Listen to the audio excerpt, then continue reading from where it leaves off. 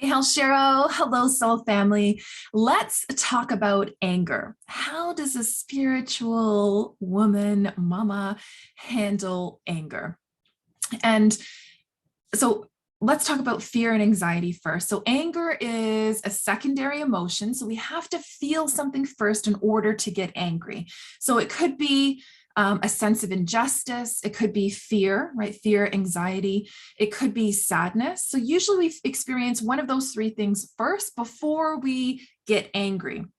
But a lot of times we're not recognizing what we're feeling until we get angry. And a lot of times we identify, our emotions most often when we are angry. So if I say to somebody, if I'm sitting down with one of my clients and I'm saying like, hey, what's going on? Are you stressed out? Or even if you're looking at one of your friends and you're like, ooh, they don't look right now. Like something's off. Like, hey, are you okay? Are you stressed out right now? Stressed? No, I'm not stressed. I'm fine. I'm good. I'm fine. I'm fine. Did I say fine already? It's like we can store a lot of this energy in the body, but a lot of times we haven't even brought to our awareness that we are feeling stressed. Now, stress is the adult word for fear. So we're not even recognizing that we're storing this fearful energy in our body. Emotions, thoughts, it's all energy and we're energy. So we can store that energy in our body. The longer that we store this energy in our body, the more damage it can do. So if we're stressed out for long periods of time, we're going to experience burnout. And if we're suppressing our emotions, that can turn into anxiety.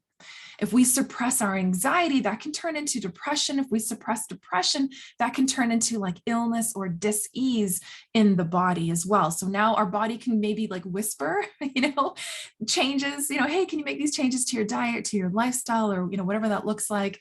And then that whisper can turn into like yelling and screaming at us, depending on what we're experiencing. So once we recognize that we are angry, let's share three steps on how to handle anger as a spiritual being, having a human experience. So first things first, we recognize that we're angry. So once you've recognized that you're angry, do not communicate with others. Like just say, hey, I need to cool off.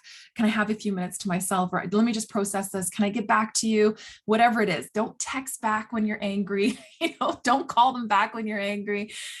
Try and like shut down that conversation if it's in person, because whatever is going to come out is going to come from a place of like, somebody that's defending themselves or hurt or anger, but it's not going to be speaking your spiritual truth. So try not to communicate when you're in the state of fear or anger, because it's very low frequency energy. So first things first, so we'll turn this into 4 steps. Don't communicate when you're super angry. This is a time to like create solitude, create some time to contemplate and so on. Step number 1, you want to have a healthy tantrum. When you think of toddlers, kids, when they have like, hey, can I have your phone? No, you can't have my phone. Why can't I have my phone? Why can't you tell me why I have my phone? And maybe they're yelling, they're screaming. You see the sense of injustice. You see the sadness come over as they move into acceptance that they are not getting in their phone or whatever they want at this time. Maybe if they're brave or courageous, they drop to the ground. They're having this full-blown tantrum. They're feeling this emotion in their body. And then they get it out. Maybe they stand up and they're like, yes. They're breathing it out. And then they're like, okay, mama, what's for dinner?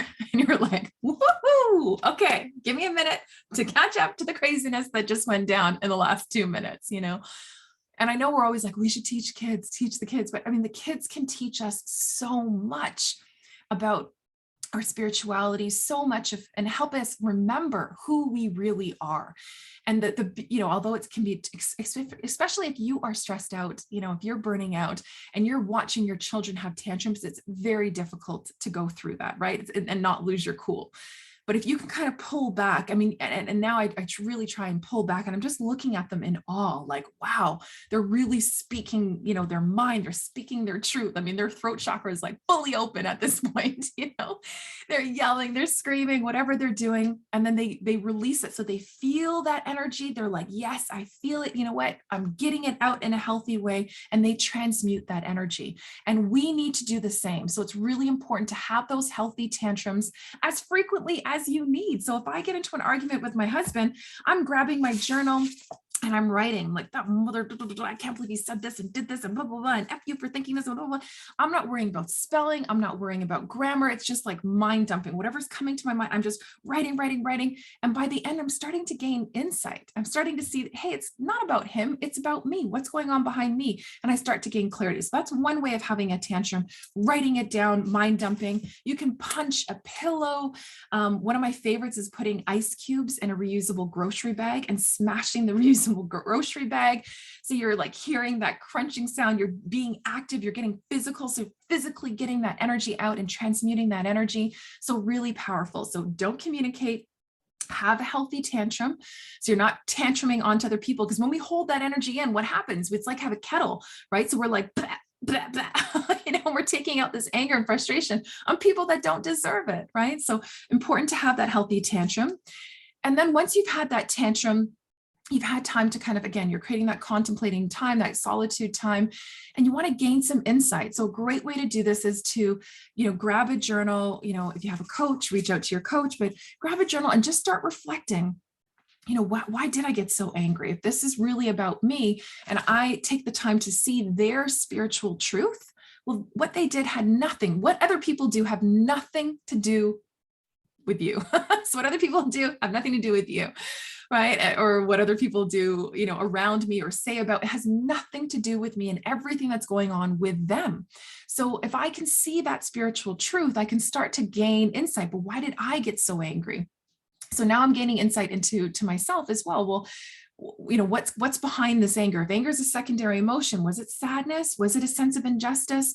Am I afraid of something? What am I afraid of? So I kind of go through, go through that checklist, and I'm just journaling, free writing, and seeing what comes up. And usually this cathartic exercise, you start to gain insight or, gain clarity as to what was really going on. Well, I was pissed because I couldn't control the situation. I was trying to control and they weren't doing what I wanted them to do. Well, why am I feeling this? Well, I'm pissed because I'm feeling this part of my life is out of my control. Oh, okay. Well, what can I control, out of these situations? So, it's really important to kind of dig deep. So you're constantly learning and looking for those lessons. Now, if I was not to have a healthy tantrum and I was to be like, it's fine, it's okay, I know this wasn't about me, this was about you, so it's fine, I forgive you, and then move on. It's like, no, you're storing all this energy in your body. You can't just jump from getting angry and jump to the spiritual lessons. You're missing some key points. You've got to feel. We are human, right? We are spiritual beings having a human experience. We have to honor our humanity. So we have to feel those emotions, the good, bad, the ugly. It's all good emotions. Emotions really are our superpower. They really are. So honor them, feel them. And then move on to trying to gain clarity, insight, seeing the spiritual truth. And then the last point is forgiveness. It's really, really important to see and honor their spiritual truth, honor and feel your spiritual truth, to forgive yourself. If you are not able to forgive other people, it's because you're not forgiving yourself for something. So really important to forgive yourself. Again, like you're doing your best, right? Have compassion for yourself, have unconditional love. Many of us were raised to be loved conditionally. If we were good, if we were quiet, if we got good grades, if we were healthy, if we were sick, whatever that was. So it's really important to love yourself conditionally. I once went to a retreat and somebody asked, on a scale of 1 to 10, how much do you love yourself? And I was like, I'm a solid 8.5. And I was so proud of that answer. And I'm like, man, I've worked myself up. Like, this is where I am now. I'm so proud. And she's like, it's a trick question. You either love yourself or you don't. And I was like, oh, you got me. You got me. I'm like, all right. I'm going to love the good, bad, and ugly, no matter what. And this is such an amazing way to reclaim your power. So learning how to manage anger is such a powerful spiritual tool. So it is okay to get angry. It's okay to be spiritual and a little like F you with love, So embrace the anger, embrace those emotions, the good, bad, and ugly. When you're angry, don't respond, ask for space, and so on. Take the time, even if it's like an angry text, hey, can I take some time to think about this and get back to you? And take that time to reflect, have that healthy tantrum. So take time to, don't respond, take time to contemplate, create some solitude, have that healthy tantrum. And then you want to, journal or speak to your coach so you can gain clarity or insight of what was going on behind the anger. Why was I triggered? What was really going on? And a lot of times when I'm working with my clients, intuitively, I can pick up when the first time that they felt that feeling of being out of control or felt that sense of injustice. So we can go back, heal that quickly, and then we can kind of move on. And it makes it really easy to kind of let go, which brings us to the fourth one, and that is forgiveness. So we can forgive them, forgive ourselves, truly like clear cut, cancel, delete that situation so that you are open energetically to have a new type of, relationship or, energetic exchange with that person or even situation. So I hope you found this helpful. Thanks so much for tuning in. If you liked this video, please, like it, give it a like, give it a share, and looking forward to seeing you soon. All right, bye for now.